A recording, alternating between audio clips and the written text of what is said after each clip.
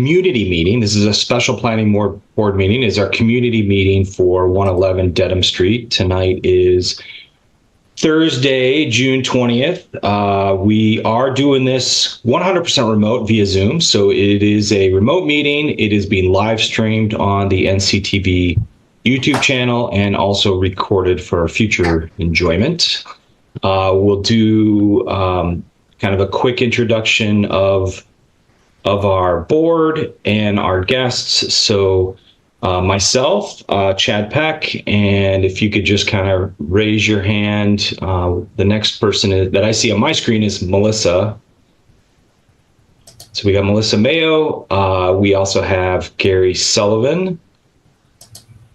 And I'm not sure, I know we do have Christian. I saw him earlier join. Yep. There I am. And then we have also Eric Diamond. Hello. There we go. And I do not see Chris Montfort this evening. So that comprises our board. We do have our town planner on the call as well, Richard McCarthy. And then we have our two guests, Josh Fiala from MAPC and Bill Buckley from GFI Partners. So I think that kind of concludes our intro and introductions. I know we do have kind of an abbreviated agenda. It's a small agenda tonight. It is a special planning board meeting. It's just really a community meeting to get an update on the 111 Dedham Street. And I think we'll just go from there. So I think our first order of business, Rich, is there anything else you wanted to interject before we hand it over to Josh? No, I think I think you've captured. We'll be starting off with Josh Fiala from MBPC, and then we'll turn it over to Bill Buckley, and then we'll come back afterwards after the presentation, so we can have a Q&A session after that.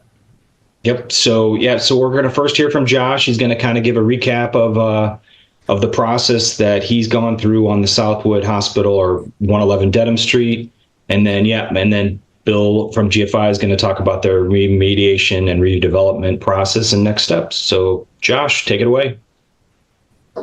Great. Thank you, Chad. Good evening, everyone. Good to see you all. Good to see familiar faces. I'll share my screen and we'll go through a brief presentation to set up our discussion this evening.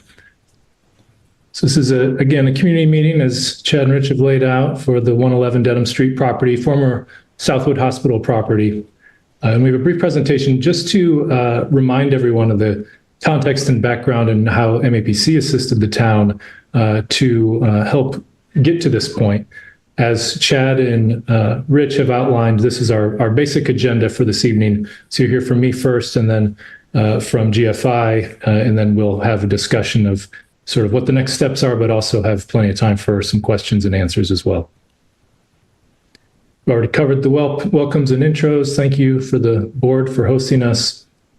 And this is a recap of the zoning and site analysis work that we did. If you recall, I'm sure you all do, that our study sort of originated from about the time when GFI first took control of the property. They came before the planning board with an initial concept plan, which was not well received by the community and by the board, I would say.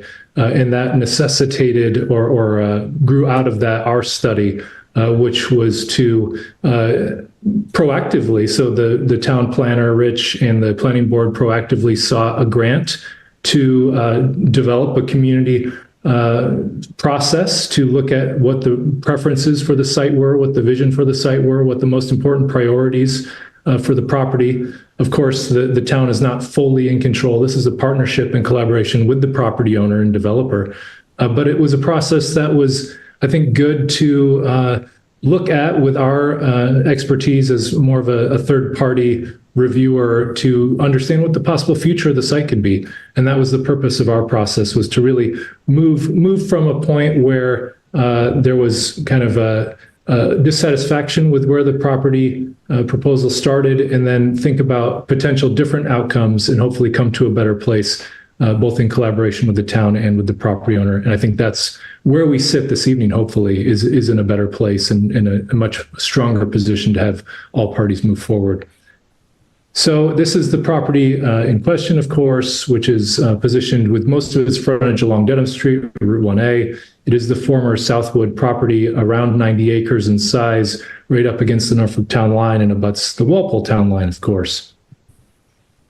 So our work was really to think about a collaborative potential future for the Southwood property, to, as I said, really document the community's preferences. We did a fair amount of outreach and surveying of the community to understand those preferences for the future of the site.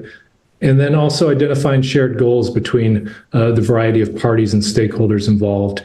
And ultimately to recommend a few directions which look feasible and financially viable and potentially supportable by the community. And that's where our study really landed. If you recall, also initially in our scope, we had talked about potentially exploring the site as a 40R district, which is a smart growth district for housing. And that direction really never played out because of the community feedback which we received. And the community feedback, as we'll show and review, showed us very strong preference for non-residential uses of the property. So this is just a reminder that our study, of course, is a small part of a much larger and in many ways much more important process, which we're not in control of. We're just a tiny part of. The property has a long and storied history, and its redevelopment has been a process that has been considered by other parties in the past as well, for those with a longer memory in the town. And this process will continue, of course. This is a long process of redevelopment and remediation that will be required and will continue. So our process really did start with this community-oriented work in 2022, and we hope that we're well positioned to draw it to a conclusion in 2024 with some solid zoning recommendations. This is a more bulleted list of the engagement which occurred through our process. So a series of planning board meetings, but also smaller stakeholder meetings, and then several larger community workshops as well. And each of those community workshops were paired with a community survey. And so you can see overall, we engaged probably in the neighborhood of 500 or 600 residents in the process. And many of those surveys had very strong responses, upwards of 400 in the survey from back in June of 2022. So this is for those who are more visual learners, a diagram to think about what we're really trying to focus on in this process.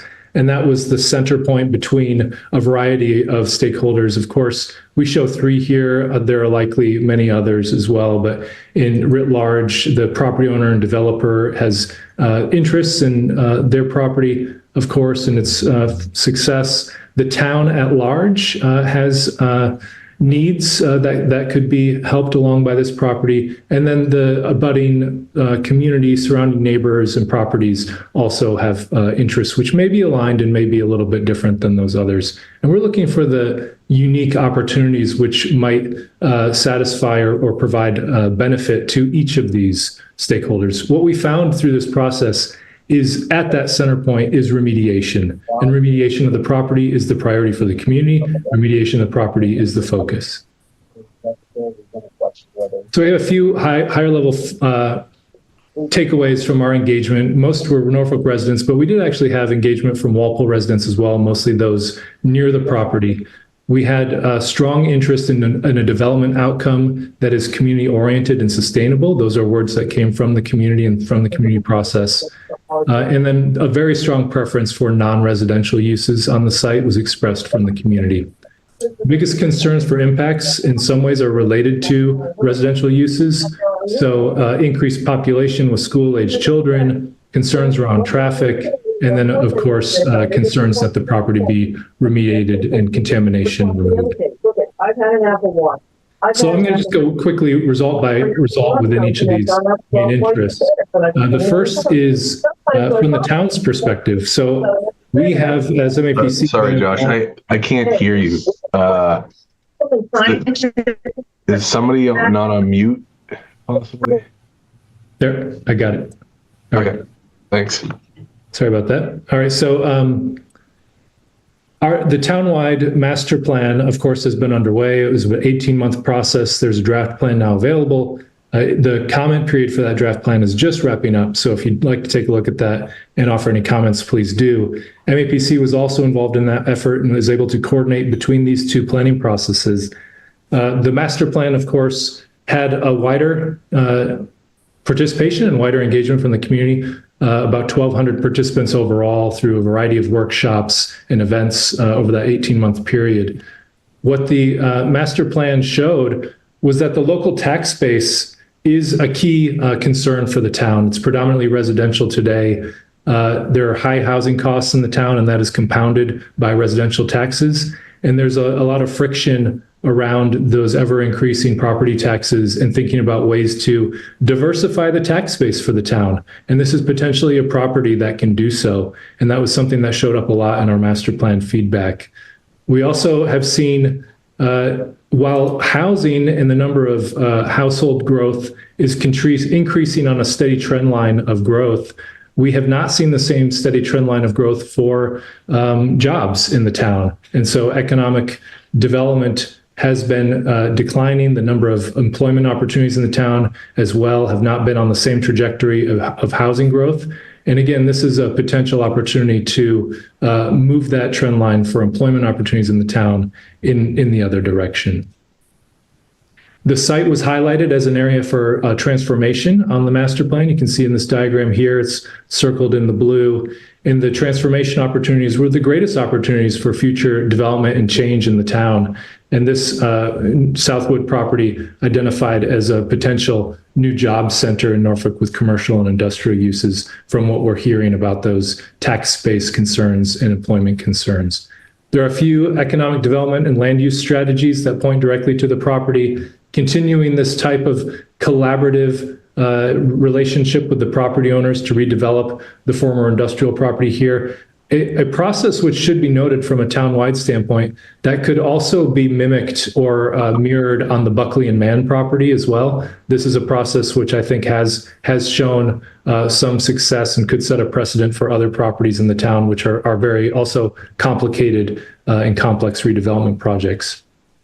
And then this is an opportunity to think about the continued incremental improvement and evolution of the Route 115 and 1A commercial area. And this property, while not exactly at that intersection, is an extension of that major commercial center of the town. And this is a property which could contribute to that area's evolution as its redevelopment occurs. So zeroing back in on the needs and desires of more the surrounding neighborhood, which was more directly engaged in our process through this study. Here are just a few snapshots from the feedback we received. So issues with contamination, school-aged children, impacts on traffic. Those are some of the biggest concerns. You can see some of the others as well. Impact on taxes shows up on this list, but was superseded by some of those other concerns. We also went detailed use by use with many of the uses which are contemplated, at least by the community on this property, not necessarily by the property owner, but people wonder, like, why couldn't there just be a protected open space? Why couldn't the property be retail or restaurants? We'd like to see more of those in the town. And so these are the preferences that showed up in the community. And then we used our process to analyze each of these preferred appropriate uses as deemed by the community to see which of them were more realistic and which ones may not be possible for a variety of reasons. To do so, we had a development scenario testing part of our work.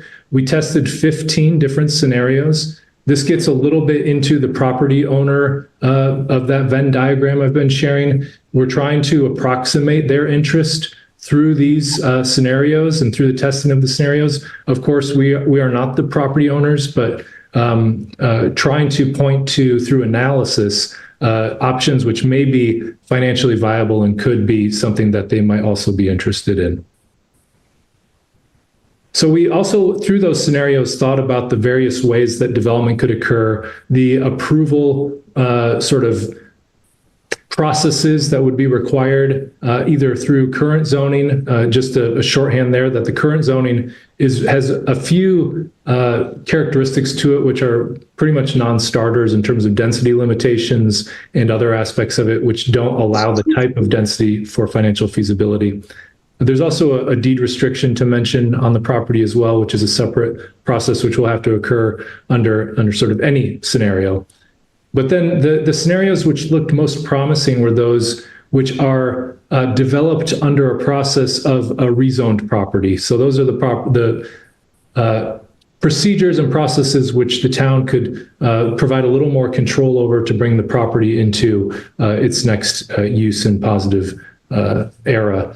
So this is an example of those. We did this for all 15 scenarios where we had a very simple layout of the site, just trying to get a feel for the type and scale and amount of development program that could occur. We did this for all the different ones just to get a feel for that. We compiled each of those scenarios into a table with those prospective uses and square footages and development yields. And then we did a variety of consistent testing across those scenarios using data from respectable sources like CoStar for rents and the ITE manual for trip generation, and compared things like what could potentially be traffic generation for that scenario, what could potentially be its financial feasibility or market potential, what's the potential for job creation or affordable housing production. And we compared them to each other across those 15 scenarios. That process yielded a few scenarios that looked better than some of the others, and a few that were potentially financially feasible according to our analysis, and that had potentially other benefits to the town as well. So we zeroed in on those scenarios which had potential to go forward as a feasible and viable approach. There were 5 of them in the end that really started to look like a pathway to move forward. It's interesting to know only one of those, and that's denoted with the little people bullet icon. The only one of those, assisted living, was at the intersection of potentially viable pathway forward and what was previously expressed as the community preferences. So assisted living or a continuum of care type facility was one of those that was preferred by the community. The other 4 here, light industrial warehouse or light industrial commercial, light industrial warehouse maybe with some type of residential, a major residential development of over 400 units, or a modest scale development of 300 units. None of those showed up on the initial list of community preferences. But through our process, what we hoped was that this was all presented in much more detail, is that some of the reasons why there's a mismatch between community preferences and viable options moving forward, there's real technical reasons for that to occur. So if we look again at that full list of community feedback and appropriate uses, you can see some are towards the middle ground of that list, and some, the more residential related uses, are towards the bottom of this spectrum or continuum in terms of community preferences. After all this, we surveyed the community again to see if those preferences were starting to shift at all. And in fact, we do see some shifting of those community preferences. So the light industrial and warehouse option is seen as much more favorable to the residential options. So we see that in this case here, where 51% were more in the supportive category, 13% in the neutral or middle ground, and then 35% less supportive of a light industrial, commercial, or warehouse type project. If we introduce residential into that scenario, it becomes less favorable, even upon this final community survey and feedback. So shifting to 45% do not support compared to 35% being supportive, and still about 20% in that middle ground. Again, this was a use, assisted living, which was preferred towards the beginning of our outreach process, and it remains preferred at this more final stage of our approach at 59% supportive compared to 20% unsupportive, so even more supported than the light industrial or commercial warehouse option. But then if you start to introduce the residential scenarios, again, this is for the larger scale residential, you can see that the amount of opposition or not being accepting of that approach is quite large. So 75% are basically saying no thank you. And then if you even just ease off of the density on residential a little bit, it gets a little better, but still 2/3 majority not wanting to see this type of approach employed. So here are all of those options together in a combined bar chart, which is a little difficult to read, but you can see those top green lines, which represent the light industrial and warehouse, do have some of the best preference, as does the assisted living as well. So through all of this work, both technical and community-based, there are a few very important conclusions. The first, I think, is to key in on and remember that remediation is the central common goal, and that whatever financially viable redevelopment can occur on the property to make that primary goal happen is a benefit at that central point of the Venn diagram for all parties. So that is important to keep in mind as this all this process moves forward. We pointed to 5 of those potential pathways to redevelopment that could support remediation. The community is certainly expressing a preference to remove 2 of those, which are residentially focused, if not all 3, which are residentially focused. And that leaves us in an exploration of light industrial, commercial, warehouse type facilities or assisted living facilities, which can be built into a revised and refined zoning approach from the town standpoint. And then that is where our process landed. And in effect, many of these results we shared some time ago with the planning board. And what happened in the intervening time is effectively the property owner and development team in some ways needed to continue their own process to do all of their own analyses and come up with their own conclusions. And so we marry these 2 presentations together this evening to connect those timelines so that where we left off and sort of we're waiting to see what the property owner might come forward with and how that connects to this work in the summary I've just provided. So thank you. I'm happy to answer questions after the GFI presentation, and I appreciate the time this evening.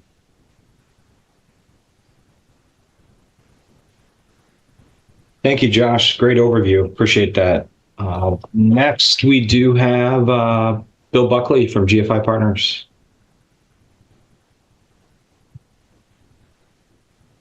Bill, you're muted.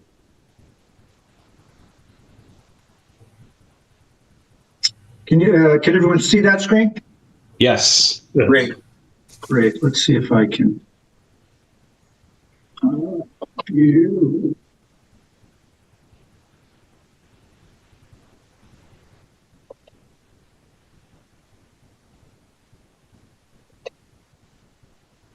There. Thank you very much, and Chairman Peck, members of the planning board that were able to join us tonight. Thank you for this opportunity to introduce a proposed project at 111 Dedham Street to the larger community. As has been stated, we did have an opportunity to present, to make a similar presentation to the planning board last month. We also, and I'd like to thank Chairman Lee and the select board. We made a brief presentation to the select board. We've had an opportunity to show the project to town administrator Justin Casanova Davis, and of course we've shared portions of this presentation with Rich and Josh. And probably, maybe most importantly, just a couple of weeks ago, we had an opportunity to share the project with the local CRIP group that was been actively working with on the remediation portion of the project. So I'd like to thank everyone for taking another night out of your summer, and I'll get right to it here. What we're hoping to accomplish tonight, and we just went through the introduction, is to the larger community. We'd like to introduce GFI to you and tell you a little bit about GFI's background and our approach to this site. We'll give you a brief site overview. We do want to touch upon the status of the assessment and remediation and the work that we're actively undertaking there. And then we will introduce the proposed industrial park project from the site, which is really a plan that's developed over the last 6 months. The release of the reuse and zoning analysis in October was a real turning point for the project. It provided GFI and our team with some guidance on a direction to develop a project for the site. A little bit about GFI. GFI Partners is a Boston-based real estate development firm. It was founded in 1997 by Steve Goodman. in our office in Boston. Steve still is in there every day and is very much hands-on and will be a part of our permitting process here. We are a full-service real estate development firm, which means we permit, construct, and we manage our entire portfolio. That portfolio is, we own and manage over 17 million square feet of real estate across a variety of assets with a real focus on industrial. We also have residential assets. GFI owns a couple of behavioral health hospitals and some education facilities. And GFI is, we're actively in the market and actively permitting and constructing a little over 8 million square feet of Class A industrial space in the region.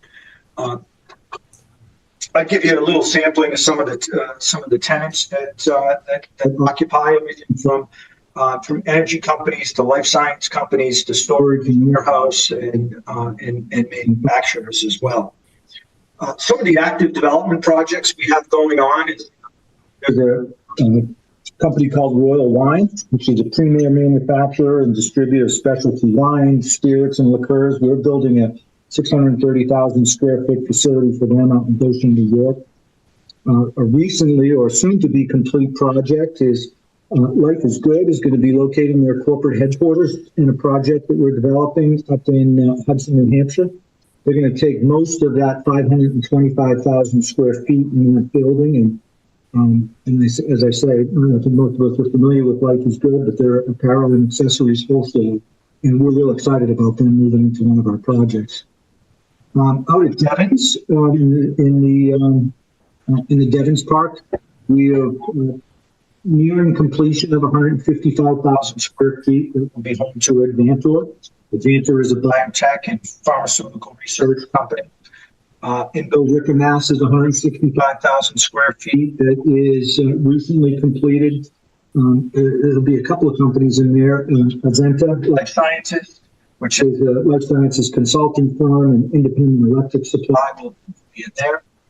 In Brockton, we're under construction on a 150,000 square foot building for Air Energy Group. Air Energy works in the high purity compressed air and vacuum systems for industrial, laboratory, and life science industries. In that 120,000 square foot building that recently broke ground in Shrewsbury, Mass. for a company called PI, and they make high precision instrumentation for industrial automation and semiconductor industry. So this is just a small sampling of some of the projects that are currently in our portfolio, but in some respects similar to what we might envision. Although I think we'll see smaller tenants in this proposed smaller space configurations of what's proposed in this project. To give you a little bit of a site overview of 111 Dedham Street. So in a regional context, you can the top of the page is the north, so to the north of the site, and this is the general site. The site here is about 97 acres, exactly 97 acres. To the north of the site, we have the Walpole Norfolk line, which is, we know is Cedar Junction, splits that one. There is the new Walpole Recreation Complex and fields to the north. To the west is state-owned land that's part of the Mass Corrections Facility, and it's primarily open space. To the south and southeast is the Pondville neighborhoods, and also to the southwest is the 1A 115 intersection, which currently houses what is available for or a large portion of the commercial industrial properties for within the town of Norfolk. Getting a little closer here, so the north is to our left on this page here, but this starts to give you an idea of the 97 acres and what makes that up. What's interesting about this site, and when you're just looking on it in one sheet like this, it's hard to kind of understand how vast it is. The frontage on Dedham Street is just about 2/3 of them. Right? We have over 3,500 feet of frontage along Dedham Street from the Walpole line. From the Walpole line down to Valley Street. I want to point out that this is the area of the existing hospital facility. Right? There are some former buildings and the remnants of some older brick buildings up as we get on the hill here closer to the Walpole line. And I do want to point out, because we'll be talking about it a little bit, this is the sewage treatment area for the hospital facility. This was an on-site sewage treatment facility. And then there's a on-site waste disposal area in the landfill, which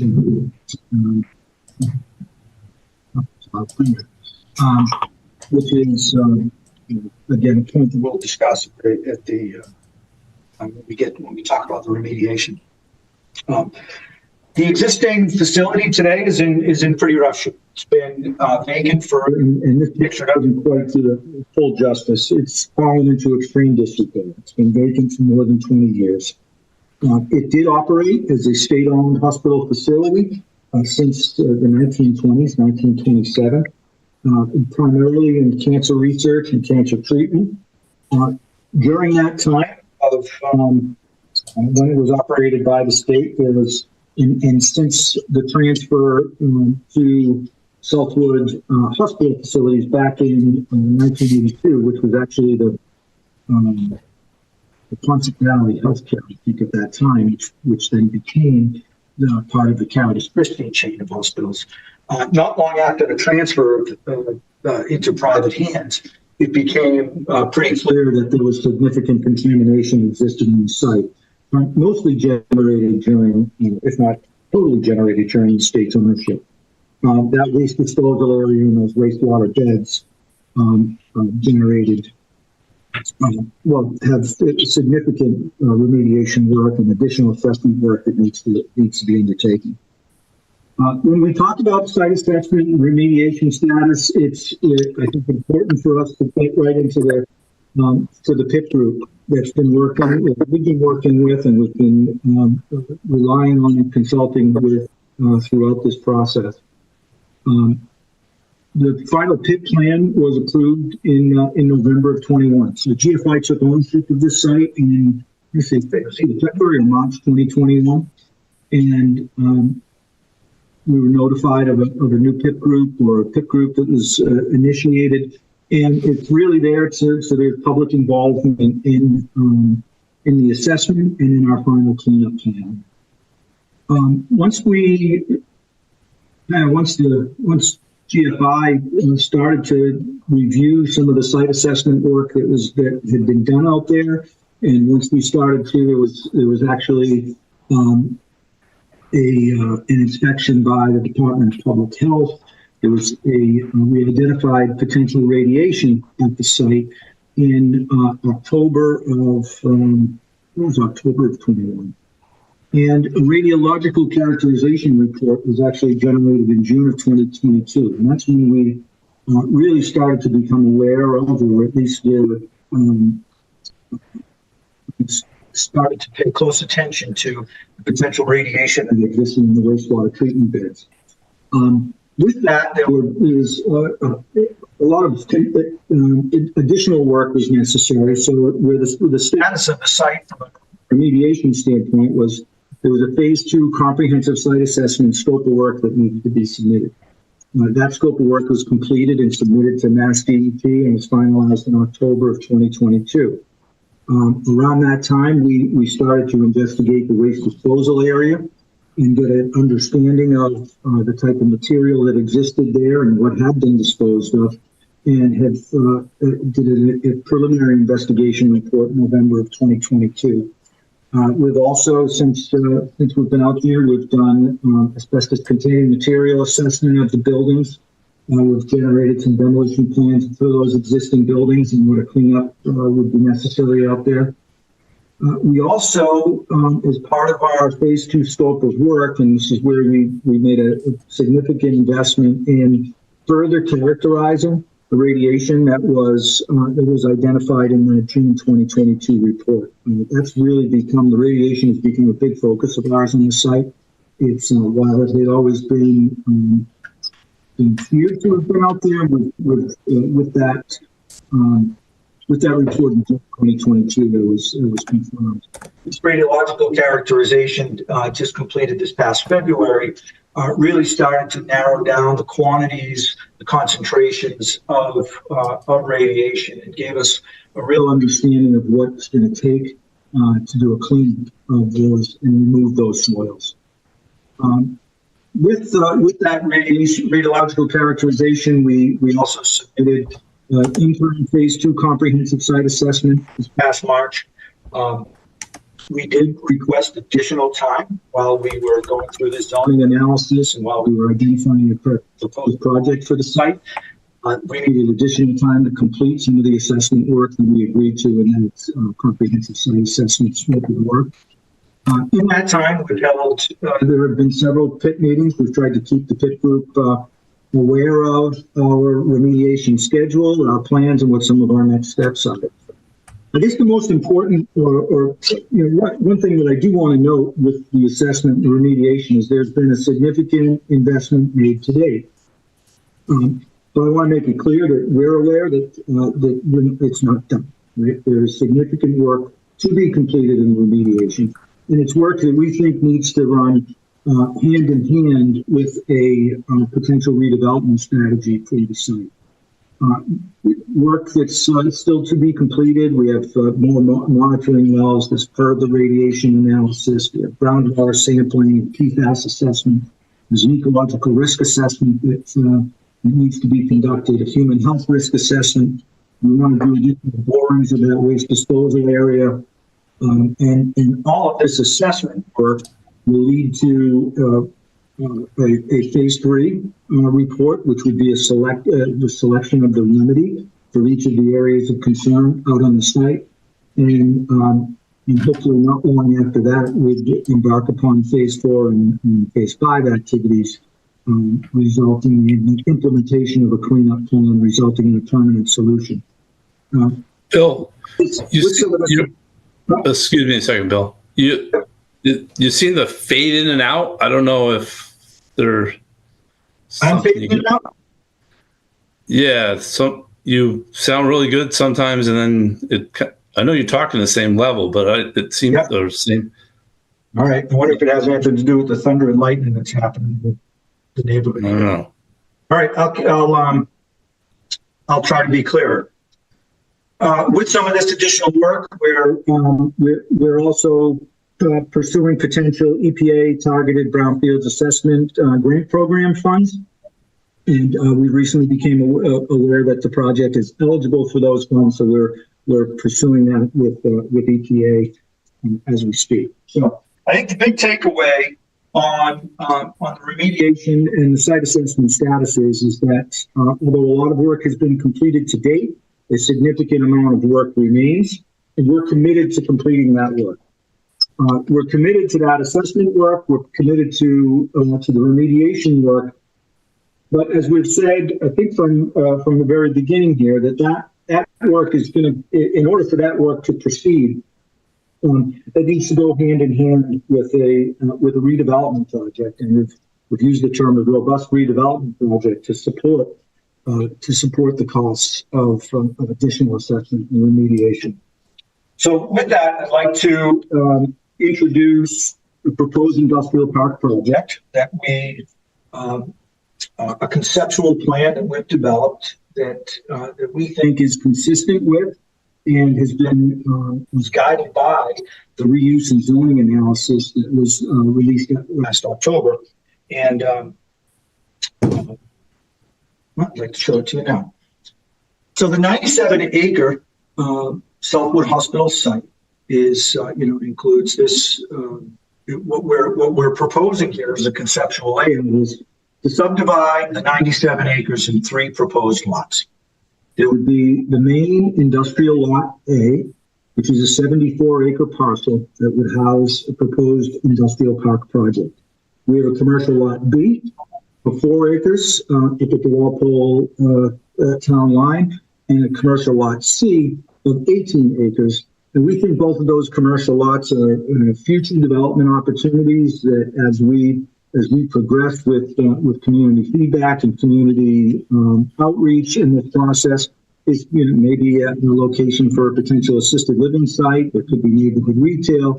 It could be a vast mix of commercial uses that could be accommodated on these commercial pieces. On the industrial park project, which is a portion of the project that we're GFI is very familiar with. My notes here. What we're showing here is a 545,750 square foot what we call multi-tenant Class A state-of-the-art industrial park on the 74-acre lot. The park will be designed to accommodate a mix of light industrial, light manufacturing, office, storage, or warehouse uses. As you'll see in some of the renderings, we'll propose a welcoming landscaped project entrance on Dedham Street. These would be new construction buildings with modern design amenities and features. The spaces, as you'll see in some of these conceptuals, will have dedicated tenant office areas. There'll be separate entrances for employees and visitors, dedicated loading areas for each tenant. I talked a little bit about commercial lot B and C. It can accommodate a mix of commercial uses. We'll show brief fiscal impact projections with showing annual revenues to the town of Norfolk exceeding $1 million. I will note that this project would be subject to a detailed traffic impact analysis that would have to be prepared not only for the town's site plan review process, but it would be a subject required to the Mass DOT highway access permit since the entrances are Route 1A. We think that the site plan sought to protect areas of open space and habitat preservation for some of the land off of Valley and Hill Streets. It was designed in a way to keep an opportunity to work with the Metacomet Greenway for the extension of a potential rail trail there. And as I've said in some of the earlier presentations, we want to make it clear that this is not a fulfillment center. This is not an Amazon warehouse or FedEx facility that's going to have those high traffic impacts. It's just not designed that way. To start to give you some of the conceptual strategies. To start to see, so this is a great tool that we've been able to utilize by advancing some of these images and taking some of these site plans and really start to see how it fits into the site, how it fits into the region. It starts to give everyone a better understanding of the scope of the project and how it relates to, as I said, to the region. Right? And we can see how it's comparable in size to some of the existing industrial buildings at the 115, 1A interchange. It's comparable in size to the Cedar Junction and some of the open space that exists over in Walpole. As we moving closer in on those images, we can start to see how the site lays out on the area. Dedham Street would be bottom of the page here, and the Everett Street would be at the top of the page. We can see the Walpole athletic facilities over on the left. These are three proposed buildings, 156,000 square feet, building 100, 156,000 square feet, and building 200, and then building 300 has just a little over 200, I think about 230,000 square feet.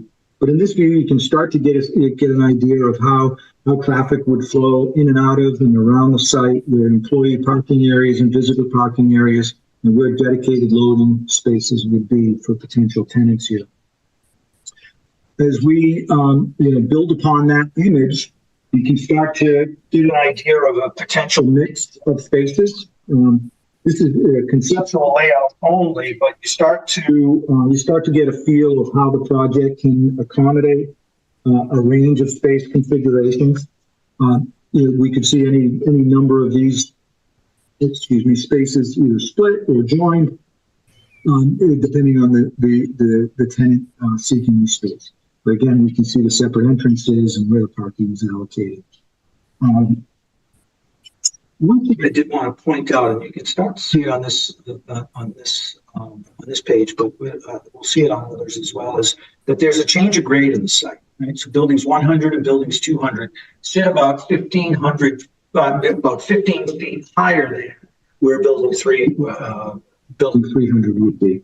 So as you enter the site, you kind of climb up a little bit here, and when you take a right and down into the area for building 300, it's actually a slight decline down. So and then it's separated by a small retaining wall splitting the parking area. So we think this actually ends up being a nice feature. It's working with, to some extent, it's working with the existing grades out there, reducing the amount of full cuts, but it also breaks up the massing of the buildings, right, by separating these the asphalt parking areas.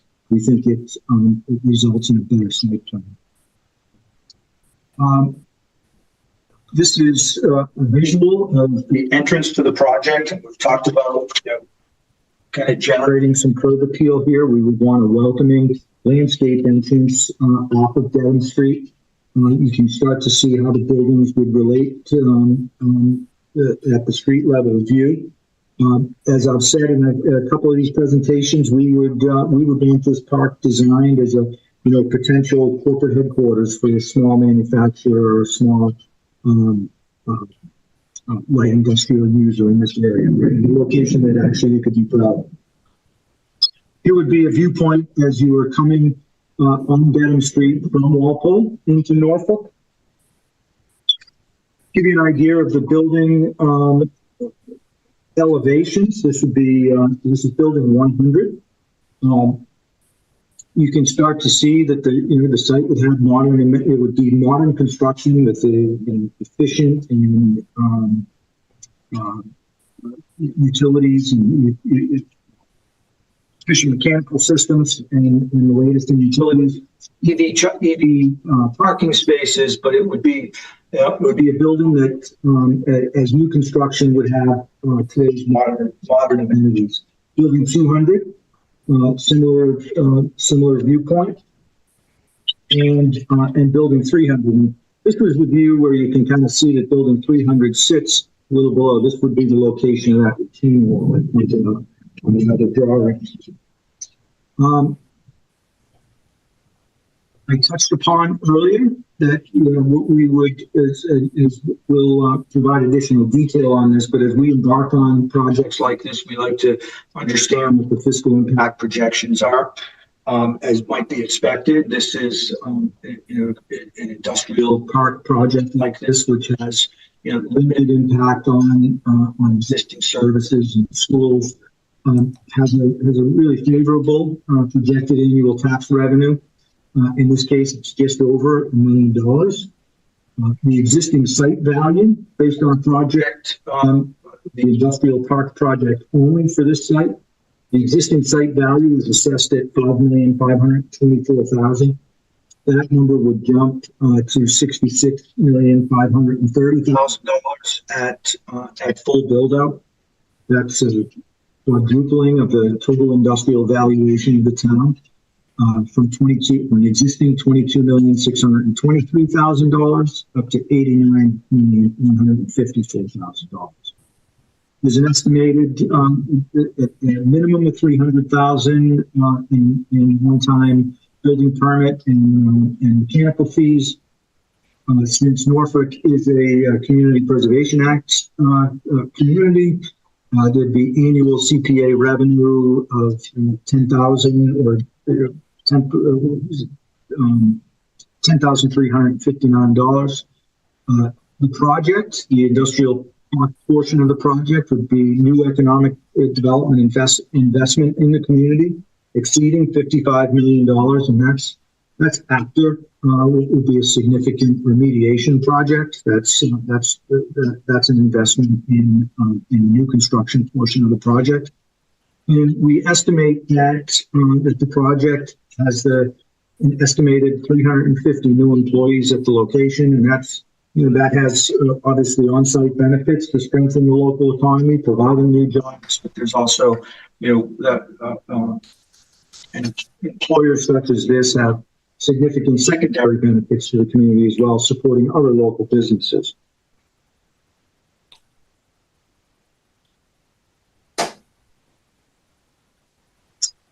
A couple of other images that were developed for the site. Here's an aerial that starts to give you an understanding of, well, it's an aerial of the site that we've looked at. You can also see the potential opportunity for the Metacomet Greenway along the back of the site as we'll connect Walpole to, I think, Attleboro, and North Attleboro is the eventual picture.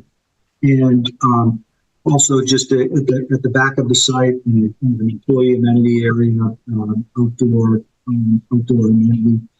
This would be potential fire lane, depending on as we get closer to working with the fire chief and understanding the type of access that's going to be required around the building. As we jump into kind of next steps for the economic development project, from GFI standpoint, from 111 Devon Street Inc.'s GFI standpoint, our next steps are we need to continue to invest in site assessment remediation activities, right? Where possible, pursue available brownfield programs, but there's work that needs to be done to continue that site assessment and remediation. In doing so, we want to continue to work with the local PIP group.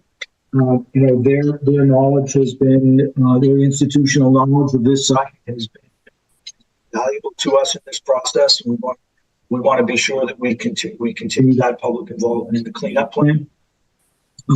We need to continue to invest in site engineering and design, take these conceptual plans, advance them to include detailed stormwater management plans. We've already flagged the wetlands and are currently surveying those flag locations. We need to identify utilities connections. We need to understand the traffic impacts and what type of mitigation may or may not be necessary and at which intersections, and sound analysis for the project to any of our residential buyers. As we continue to develop the plans and work towards the site assessment and remediation, we're hoping that in conjunction with the planning board and select board and the community at large, that we initiate a rezoning process, right? And that rezoning process will allow for the development of the development of the proposed project, at the appropriate time. As part of that rezoning process, and I think tonight's an example of that, we would seek to continue to engage with the community and conduct outreach and really, be sure that we're developing a project that is consistent with community goals. And finally, to continue to identify a parallel path to permitting, cleanup, and construction of the site. So we're excited about being in the town of Norfolk. We feel that we've developed a strong working relationship with members of the municipal staff, as well as and TIP group and other members of the community, and we're excited to keep moving this project forward. So I'm here to answer any questions.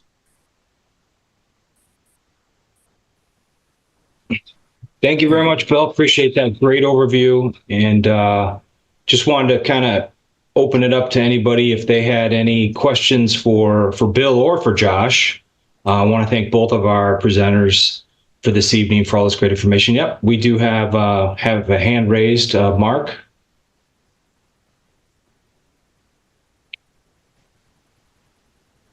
Mark, you're still muted.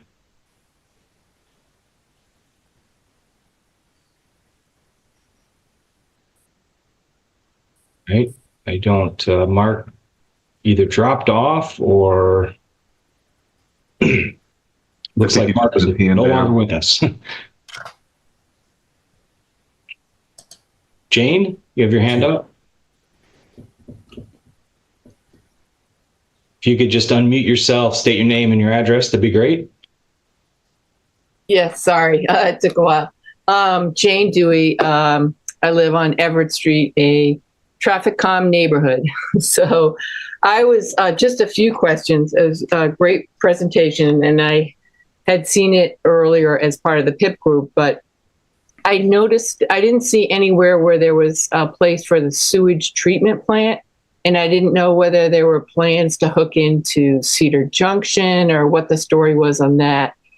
And then another question I had was kind of a chicken and the egg question. This is kind of for the planning board. If you were to approve these zoning changes, and it looks like they would be substantial, obviously huge differences in density, setbacks, size of buildings, lot coverage, everything like that. What if it's all approved and then the traffic studies come out and say, oh no, this is going to be a nightmare with all these buildings? Which takes precedence? What do you do in a situation like that? So those are my two questions. One is the sewage treatment and the other is the chicken and the egg about the traffic and the zoning changes, if that were to happen. Okay. I'll let Bill speak to the sewage, and then we'll address the traffic and the zoning. Sure. Thank you, Mr. Chairman. That's a great question. It's I guess, well, the answer is that it's still under analysis. Right? There is for an industrial park project of this size, it's likely under 10,000 gallons a day of flow that's being generated. So that's a number that could be accommodated with an on-site facility.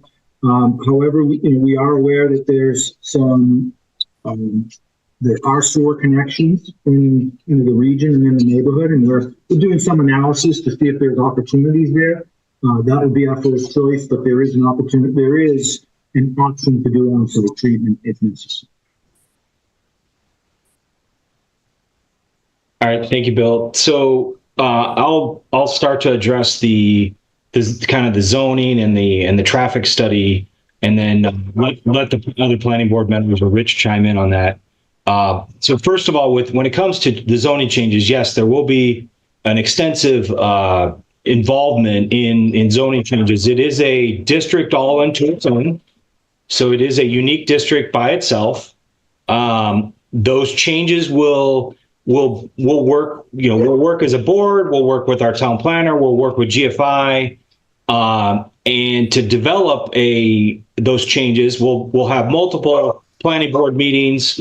We'll then have a public hearing for that, and then it will go to a town meeting for a vote. So the planning board cannot unilaterally just approve those. We would make a recommendation that we feel comfortable to put on the warrant so that the whole town could then vote on those.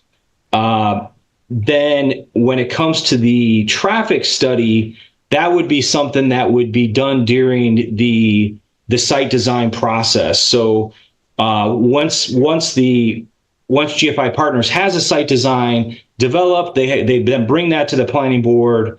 We would then review that. We'd have a public hearing on that as well.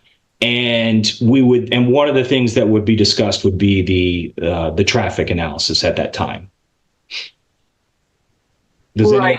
I guess my question is, so you've already let the town, it's not you, I know it's a town meeting, has already approved all these zoning changes, and we've got a massive buildings. And I'm not saying I'm for or against this, I just have a question. Then what happens if the traffic really becomes a huge issue? Can you pull back on the size of these buildings at that point, or what do you do? Bill's got his hand up. Yeah, Mr. Chairman, if I could chime in too, we would fully expect that we have to provide, whether it be a full traffic impact and access study, but we would, as part of the zoning change, right, we would fully expect that the community would want to understand what those traffic impacts are before the approval of the zoning change. And it may not be as fine-tuned as a full traffic impact and access study would be during a site plan approval process. But, we think it would only be fair that the community have at least I guess more than a general understanding of what potential traffic impacts could be, right? There's, and with our experience in operating these facilities, it's, we have other data that we can share, and we would expect that we have a traffic engineer make a presentation in that regard. Okay, great. Thank you. Yep. It's a great question, Jane. I appreciate it. It's a little bit of a chicken and egg, but yeah, GFI is going to provide us at least some sort of some preliminary traffic studies. So that's good. Mark, I see you have. Yes, I finally got my mic unmuted. Yeah. I live at 22 Everett Street. I'm in a butter, and I'm pretty happy with the project, how it's laid out. So it doesn't seem to be going to be much of an impact on the neighborhood. I don't know about the traffic study. I'm not sure about the tractor trailers backing up and the backup alert alarms going off, and I don't know what time those are going to be going off. So those are my only concerns. But the layout seems pretty good. I hope that the depth and the magnitude of the radiation has been thoroughly acknowledged as far as, how deep does it go? What are the levels? Has that all been worked out? A lot of things like the paint shop used to strip the beds with paint solvent periodically as a maintenance. That back in those days, they repainted the beds periodically. A lot of that solvent went in the ground. And not to say that I have no connection to that, but I went and had a skin biopsy today for Parkinson's. I have one of the Parkinsonisms, is what they're called, and I hope it's Parkinson's and not the other three, as horrible as they all are. So I have a special interest in the property being cleaned up. I'm not saying, my guess is, being a gun guy since I was 12, probably too much gun solvent, At any rate, that's about all I have to say. Thank you, Mark. Andy Bakanowski. Hey guys, thanks, Chad. Bill, I know after the selectmen's meeting we talked briefly, and the traffic study that was done for the rec fields, I don't know if you've gotten that yet, but the town of Walpole has that. There was actually 2 done, because the Summer Street, Winter Street area was done incorrectly, and I'm not going to say what those details were, but I'll be honest with you, what skewed things, which actually it's a condition that doesn't exist right now, is the departure of employees from the Cedar Junction facility. And, you have your 7 o'clock shift, you have your 3 o'clock shift, and then you have your overnight shift. So the overnight shift really wasn't much, but with the 3 o'clock, which is the largest staff leaving, definitely skewed that. And that doesn't exist anymore. But in the unlikely event that it happens in the next 3 to 5 years, that the prison reopens for some reason, who knows what's going to happen. But that's something that really becomes an interesting thing to consider in this whole thing. And I know it's that will skew the traffic numbers completely. So just an FYI. Yeah, good point. Okay. Thank you, Andy. Thanks. Mark, you still had your hand up. Did you have another question, or was that from previous? Okay, thank you. No, that was previous. Sorry. Okay. No problem. Thanks, Mark. Just wanted to check. Karen Riley, you had a question? Yep. Thank you, Mr. Chairman. So my question is for Mr. Buckley. As far as the extension that you mentioned, and it's up on your slide, I know the answer because I'm on the PIP team, but just explain in terms of time frame, just for the audience at home, how long that extension was asked for to completely understand the extent of all of the contamination on the property and what that time frame looks like. That's my first question. The second question is, as far as EPA becoming involved, is that something that the town is formally requesting, or is that something that GFI is doing, or is that some collaboration piece? And also, is there a time frame around that piece as well? Thank you. Great. I'll go ahead, Mr. Chairman, through you. I will. So yes, good point, Karen. So it is part of our comprehensive site assessment work, some of the additional work that's necessary, and that was originally based on the our original phase 2 scope of work, we had established a calendar of March 2024 for our comprehensive site assessment. So the extension would give us another year to March of 2025 to complete that phase 2 comprehensive site assessment work. I can tell you that I am hoping that we have at least significant portions of that work already done later this year, this calendar year, because a lot of that assessment work is going to be guiding decisions that need to be made regarding the redevelopment and what the scope of cleanup is and where certain redevelopment activities are going to take place. Right? We also need to really understand I think primarily what the scope of that cleanup is. So the extension would allow for some of that additional assessment work to be due next March of 2025. And I'll answer a portion of the EPA study. So the EPA, GFI is actually working with the EPA on a Superfund site in Wilmington that we have under agreement. And it was kind of through those contacts that we became aware that these EPA funds were available. And in order for them there are eligible requesters of EPA to bring their funding and their services to a site. And one of those requirements is that the town basically serve as the requester, inviting EPA in with the property owner's agreement, inviting EPA in to provide additional assessment services in the site. So EPA basically has a third party that they contract with, and they utilize grant funding to enter upon the site and conduct some of the same site assessment work that we're required to conduct in the comprehensive site assessment scope. So I think that answered it.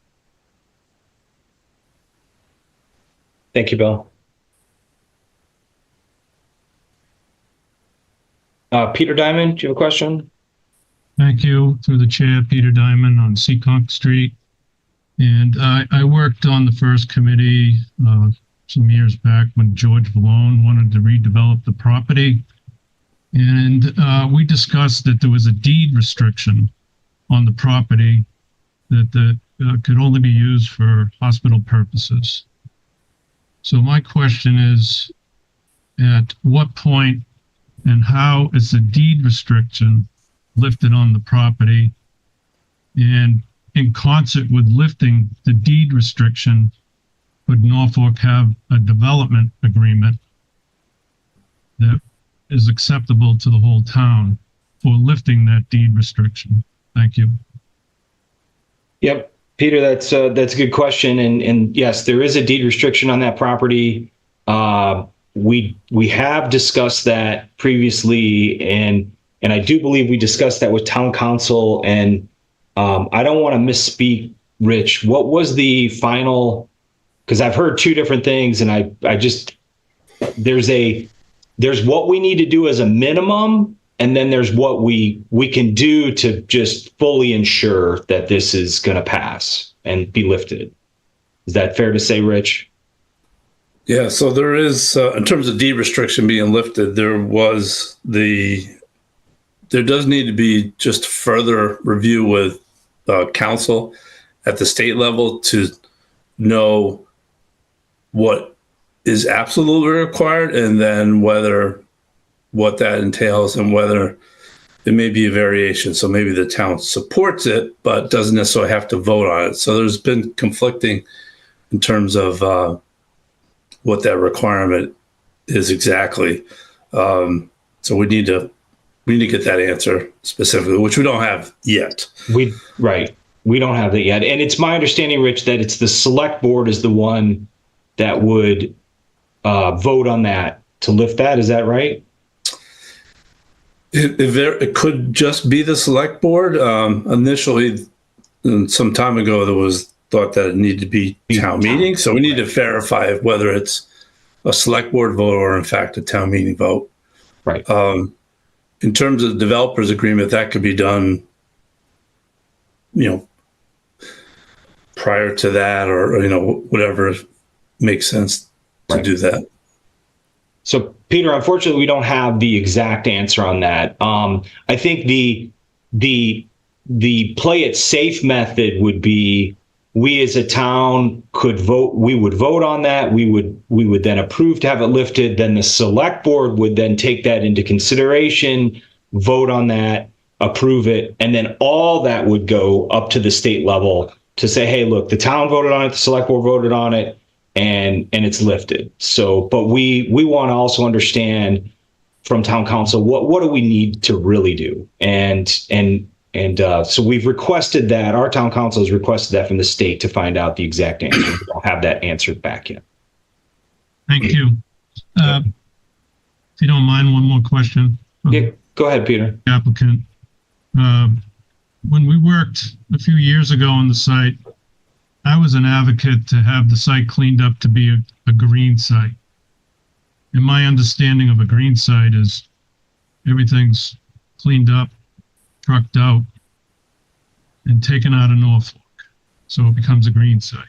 A brown site, my understanding is maybe that 1 acre area is capped and stays on site. So for the applicant, have you considered cleanup to, say, a green site, or are we just looking at cleanup for a brown site? Thank you. So that's a good question. It's I can tell you that we would be approaching this as a brownfields redevelopment project. So that the cleanup, we would be following the MCP, Massachusetts Contingency Plan standards. And as we've talked, I think on a recent PIP group meeting, our most recent PIP group meeting, we specifically talked about the soil remediation, soil removal for the radiation, right? And that there is some standards that certain levels above background levels remain on site. And although there wouldn't be a radiological restriction on use of those areas, it would, under the Mass Contingency Plan, it would result in a activities and use limitation on site. So other areas like the landfill, or the waste disposal area, while there's further analysis to be done with those areas, we did some test pits, a couple of which we went down 18, 20 feet to really get an understanding. And each kind of lift of that waste disposal area was tested. We did soil samples as well as radiation screening on those every scoop from the backhoe. And what we're finding is that it's just not the level of contamination. There isn't a significant or a real concerning level of contamination within that waste disposal area. Now, I want to qualify that by saying I think there's additional work that needs to be done. We need additional borings and soil samples in there to really bound the extent of that. But a redevelopment scenario is likely going to include making that waste disposal area safe, and whether that's with a cap or some other lining of it, and some of this is going to depend on what the groundwater sampling says. But I don't know if anyone's proposed that. I don't know if any previous studies have proposed actually solving that waste disposal on site. Hopefully that answers your question. Thank you for your response, sir. It's very difficult to understand what you're saying. Your audio is coming through garbled and muffled, but I think I caught most of it. Thank you. Thank you.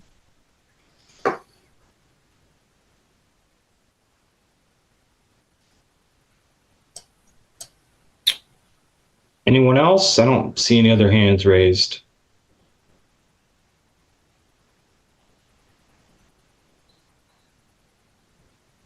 All right. Well, again, I want to just thank both of our speakers, Josh Fiala from MAPC and Bill Buckley from GFI Partners. I want to thank you both for your presentations this evening. It was very informative.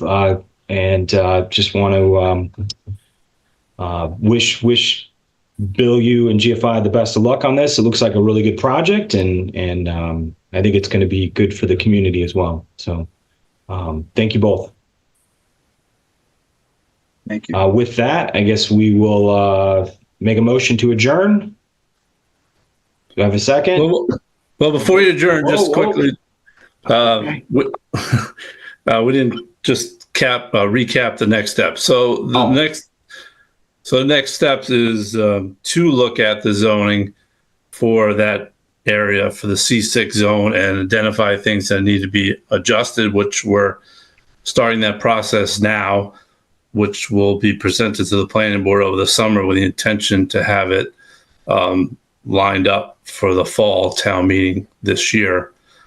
I can say, and so if you want to, there will be discussion on the July 9th planning board meeting with some of those changes, and also in August.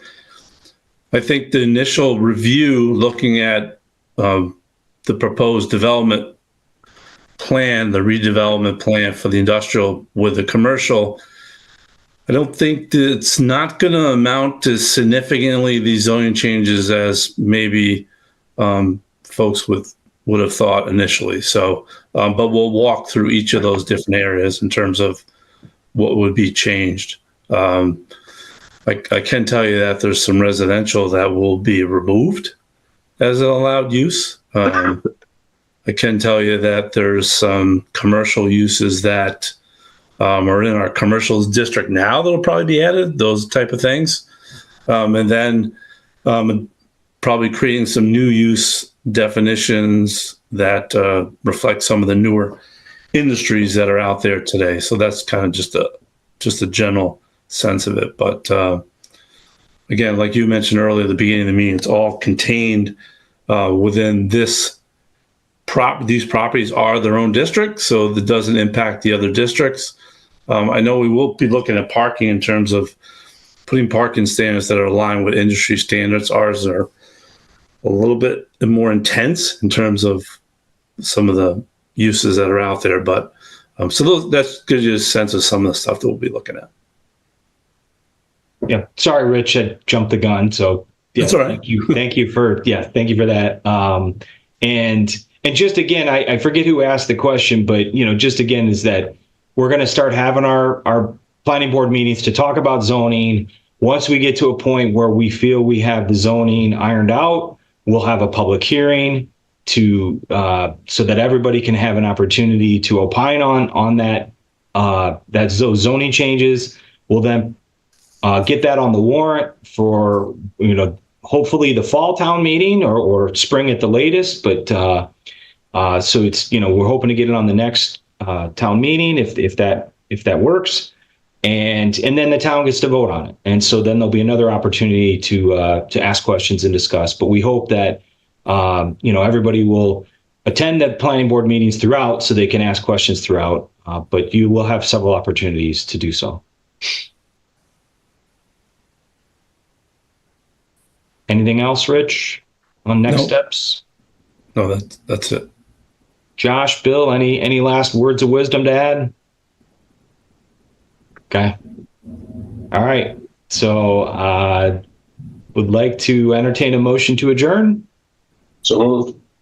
All right. Do I have a second? Second. Awesome. All those in favor? Aye. Aye. All right, everybody. This concludes our meeting. Thank you. Thank you. Bye, everyone. Thank you. Bye.